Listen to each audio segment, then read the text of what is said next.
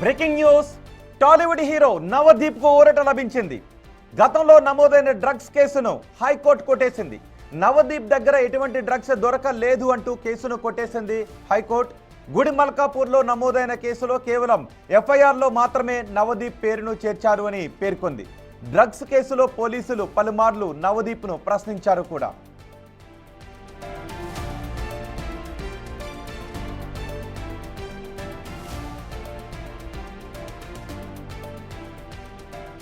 మరింత సమాచారం మా ప్రతినిధి సురేష్ అందిస్తారు. సురేష్, ఈ కేసుకు సంబంధించి పూర్తి డీటెయిల్స్ ఏంటి? 2023లో ఒక డ్రగ్స్ ముఠాని అరెస్ట్ చేసిన సందర్భంలో హీరో నవదీప్ కి సంబంధించి కూడా పేరు విచారణ వెల్లడి కావడంతో అతని పేరుని ఎఫ్ఐఆర్ లో చేర్చడం జరిగింది. ఎఫ్ఐఆర్ లో చేర్చి విచారణకు పిలిచే లోపు అతను కోర్టును ఆశ్రయించాడు. తనను కేసు నుంచి మినహాయింపు ఇవ్వాలి, అసలు నాకు ఈ కేసుతో సంబంధం లేదని చెప్పేసి కూడా హైకోర్టులో పిటిషన్ దాఖలు చేశారు. అప్పుడు తాత్కాలిక ఉపశమనం నవదీప్ కు దొరికింది. అయితే ఇప్పుడు పూర్తి స్థాయిలో విచారించిన తర్వాత నవదీప్ కు దగ్గర ఎలాంటి డ్రగ్స్ దొరకలేదు కాబట్టి కేసును కొట్టివేస్తున్నాం అని చెప్పేసి కూడా హైకోర్టు కొద్దిసేపటి క్రితమే తీర్పు వెల్లడించడం జరిగింది. అయితే 2023లో చాలా మందిని ఈ కేసులో అరెస్ట్ చేసి విచారించిన సందర్భంలో హీరో నవదీప్ కూడా డ్రగ్స్ కొనుగోలు చేసినట్టు నిందితులు ఇచ్చిన సమాచారంతోనే అప్పటి పోలీసులు ఆయనపై కేసు నమోదు చేయడం జరిగింది. గుడిమల్కాపురం పోలీస్ స్టేషన్ పరిధిలో వారు ఇచ్చిన స్టేట్మెంట్ ఆధారంగా నవదీప్ ను కూడా విచారించేందుకు పోలీసులు సిద్ధమయ్యారు. అయితే ఆ తరుణంలోనే తనను ఈ కేసుని క్వాష్ చేయాలని చెప్పేసి కూడా ఆయన హైకోర్టుని ఆశ్రయించడం జరిగింది. ఆశ్రయించిన సందర్భంలో నోటీసులు ఇచ్చి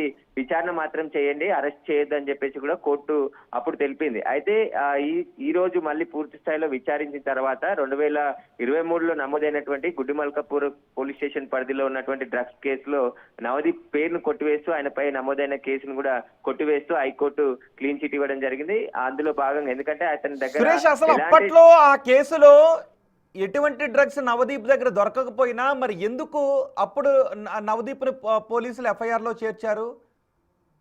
అంటే సప్లయర్స్ దొరికినప్పుడు కన్జ్యూమర్స్ కి సంబంధించిన లిస్ట్ అంతా కూడా ఉంటుంది. వారిని విచారించిన సందర్భంలో నవదీప్ పేరు, ఆయన ఫోన్ నెంబర్ కూడా ఉండడంతోనే అతని పైన కూడా కేసు నమోదు చేసి విచారణకు పిలిచే లోపే నవదీప్ కోర్టును ఆశ్రయించడం జరిగింది. మొదట తన పేరు హీరో నవదీప్ అని ఎక్కడ చెప్పలేదు, ఓన్లీ నవదీప్ అని మాత్రమే పోలీసులు చెప్పారు కాబట్టి నా పేరు కాకపోవచ్చు అని చెప్పేసి కూడా ఆయన మీడియాతో అప్పుడు స్పందించారు. కానీ ఆ తర్వాత ఆయన హైకోర్టును ఆశ్రయించడం జరిగింది. తనపై నమోదైన కేసుని కొట్టివేయాలి, దీనికి సంబంధించి పోలీసులకు నన్ను అరెస్ట్ చేయకుండా ఆదేశాలు ఇవ్వాలని చెప్పేసి కూడా ఆయన కోరడం జరిగింది. అప్పుడు తాత్కాలికంగా ఆయనకి ఉపశమనం దొరికింది. కానీ ఆ కేసు ఇప్పటి వరకు కూడా నడుస్తూ వచ్చింది.